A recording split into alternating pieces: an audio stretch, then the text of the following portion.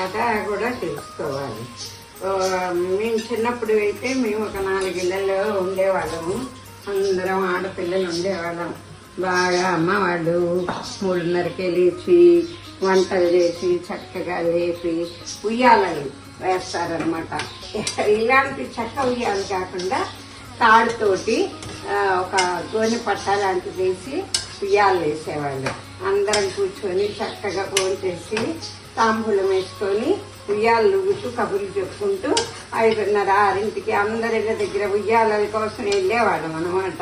ఉయ్యాలలు వచ్చాక అమ్మ వాళ్ళు అంతా చక్కగా ఇంటి దగ్గర శుభ్రం చేసి దేవుడి దగ్గర శుభ్రం చేసి రవ్వతో ఉండ్రాలు చేసి నైవేద్యం పెట్టించేవాళ్ళు. అంటే పెళ్ళి అయిన ఆడపిల్లలకి తప్పనిసరిగా నోము ఉంటుంది. పెళ్లి కాని పిల్లలు అన్నం తినకపోతే ముసలి భర్త వస్తాడు అని ఒక కథ అది. ఎందుకంటే అలా చేస్తే మంచిది అనే ఉద్దేశంతో సంవత్సరంలో ఒక్కసారి మనం ఈ పండుగను చేసుకోవాలి అని పెద్దవాళ్ళు లేచి చేయించేవాళ్ళు. మా అమ్మ కూడా చాలా శ్రద్ధగా చేసేదనమాట.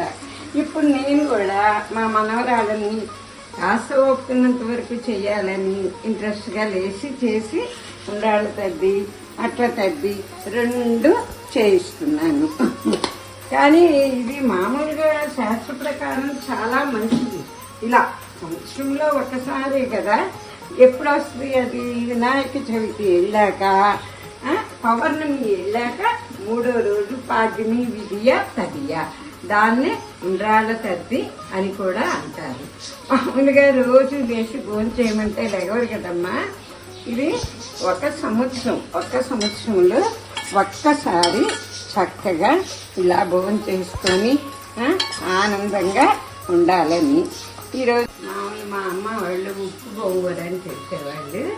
అది ఇప్పుడు ఎక్కువ నిలవ ఉండట్లేదు కదా, ఇట్లా ఫ్రెష్గా చేసుకుంటున్నాం.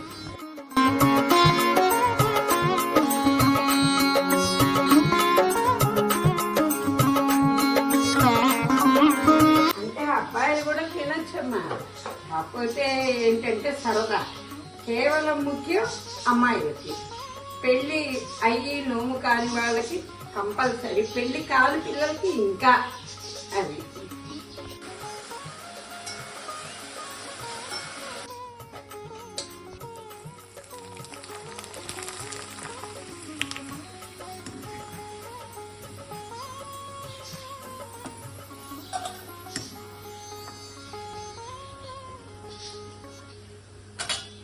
నాకు 2 అన్నయ్యలు 1 తమ్ముడు. నేను ఒక్కదాన్ని. బాగా మా అమ్మకి మా నాన్నకి బాగా ఇష్టం అన్నమాట. అందుకని మా నాన్న పక్కన కూర్చొని అమ్మాలేమ్మా అని లేపి బ్రష్ చేసుకోమని బ్రష్ తీసుకొచ్చి బాగా ఇచ్చేసేవాడు. వద్దు అంటున్నా కూడా అట్లాగే అమ్మ ఒక ముద్ద అని పెట్టేవాళ్ళు అనమాట.